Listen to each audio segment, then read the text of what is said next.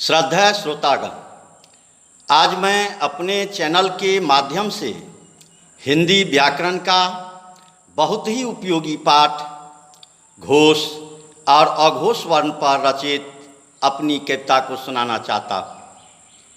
किंतु सुनाने से पहले बताना चाहता हूँ कि हिंदी के 11 स्वर और 33 व्यंजन वर्णों को कंपन के आधार पर दो भागों में बांटा गया है। पहला सघोष या घोष वर्ण तथा दूसरा अघोष वर्ण। य, र, ल, व चारों अंतस्थ व्यंजन वर्ण स्पर्श व्यंजन वर्ण के प्रत्येक वर्ग का तीसरा, चौथा, पांचवा अर्थात 15 तिचौपा वर्ण एकमात्र ऊष्म व्यंजन वर्ण हो और 11 स्वर वर्ण। इन 31 वर्णों का जब हम उच्चारण करते हैं तो स्वर तंत्र में कंपन के कारण गुंजन या गर्जन सी आवाज होती है। इसलिए ऐसे वर्ण को सघोष या घोष वर्ण कहते हैं। इसमें केवल नाद का उपयोग होता है। ठीक इसके विपरीत स्पर्श व्यंजन वर्ण के प्रत्येक वर्ग का पहला, दूसरा अर्थात 10 वर्गीय वर्ण तथा तालव्य स, मूर्धन्य स, दंत स तीनों ऊष्म व्यंजन वर्ण, इन 13 वर्णों का जब हम उच्चारण करते हैं तो स्वर तंत्र में कंपन नहीं होता, फलतः तान या गुंज सी आवाज नहीं होती।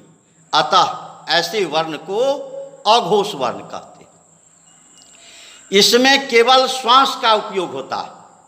इन्हीं भावों को समेटती मेरी कविता सघोष अघोष वर्ण पहचान शिक्षा सेवा में समर्पित है।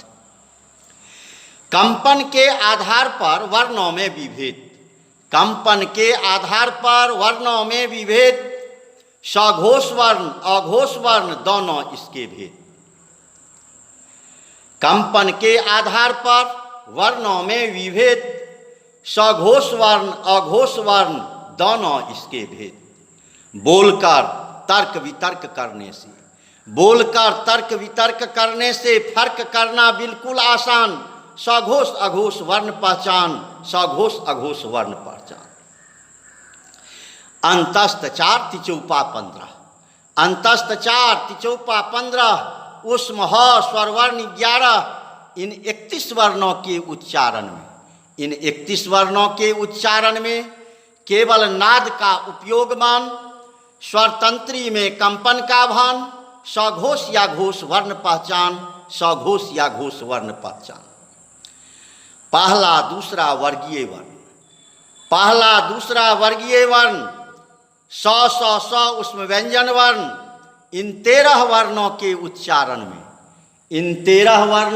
उच्चारण में श्वास का उपयोग प्रधान, न ही कंपन न ही तान। अघोष वर्ण आन पहचान, अघोष वर्ण आन पहचान, अघोष वर्ण आन पहचान।